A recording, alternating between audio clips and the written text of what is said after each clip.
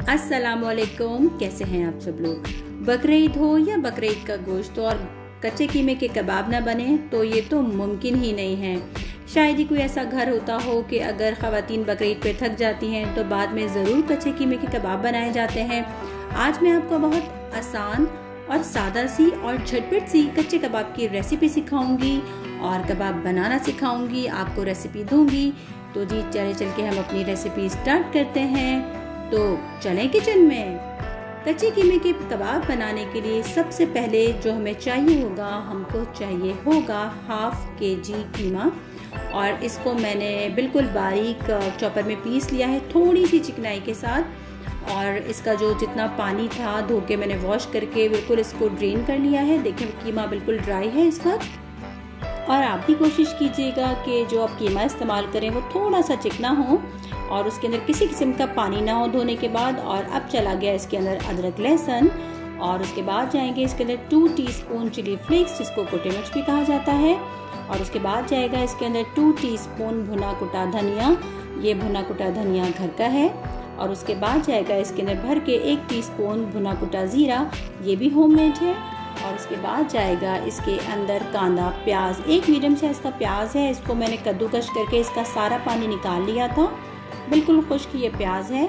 और ये 1 मुट्ठी हरा धनिया है और 7 से 8 हरी मिर्चें हैं, जिसको मैंने दरदरा सिल पे पीस लिया है। आप चाहें तो वो कुंडी होती है ना, उसमें भी कूट लीजिएगा, लेकिन आपने बारीक नहीं करना है क्योंकि कच्चे कीमे के कबाब में चिली फ्लेक्स और हरा धनिया कुटा हुआ बहुत मज़ा देता है। और ये गया 1 टीस्पून इसके अंदर चाट मसाला।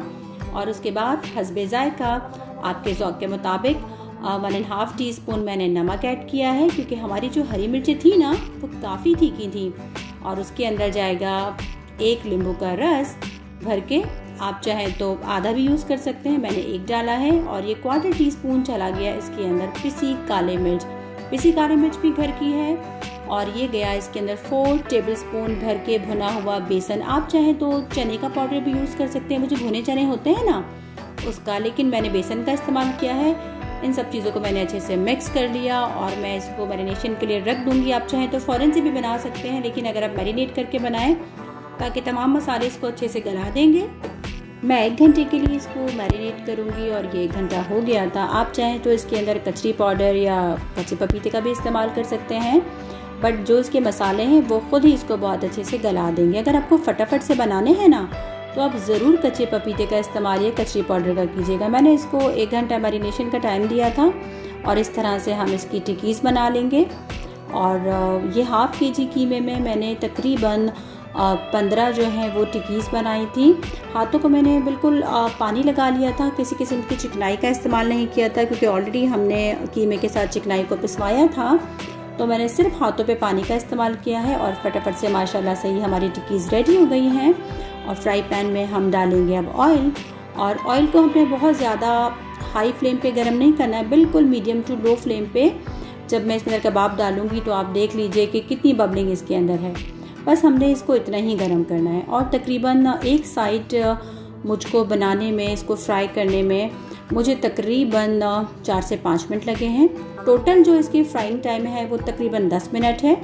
इस तरह से हम प्रेस कर करके जो है बिल्कुल लो टू मीडियम फ्लेम पे, ताकि ये अंदर से भी अच्छे से पक जाए। माशाल्लाह माशाल्लाह माशाल्लाह मेरा किचन इस वक्त खुशबुओं से महक रहा है और इतनी अच्छी खुशबू आ रही है। आप कलर देख सकते हैं और आप फ्राई पैन चेक कर सकते हैं कि बिल्कुल कहीं से कुछ बिखरे नहीं हैं। और मैंने इसके अंदर किसी किस्म का पपीते का या कचरी पाउडर का इस्तेमाल नहीं किया है। और आप कलर देख सकते हैं माशाल्लाह से कितना कोई खूबसूरत कलर आ रहा है। टोटल टाइमिंग्स जो मुझे एक बैच को फ्राई करने में लगे हैं वो लगे हैं 10 मिनट, 5 मिनट एक साइड से और 5 मिनट एक साइड से। लेकिन जी ये हमारा पहला बैच हो गया है रेडी माशाल्लाह से, अल्हम्दुलिल्लाह।